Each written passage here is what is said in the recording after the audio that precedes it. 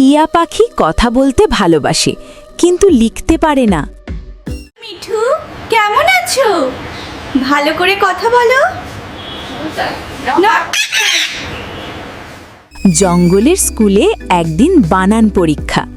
টিয়া বলল, আমি বলেই দেখাবো। আমি এটা কথা বলে দেখাবো।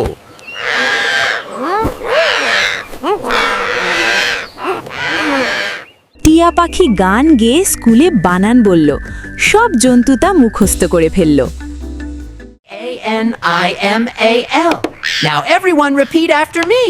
A-N-I-M-A-L. Very good, teacher. জন্তুদের বিদ্যালয়ের প্রধান শিক্ষক প্যাঁচা টিয়াকে বলল, তুমি তো শিক্ষার গায়ক।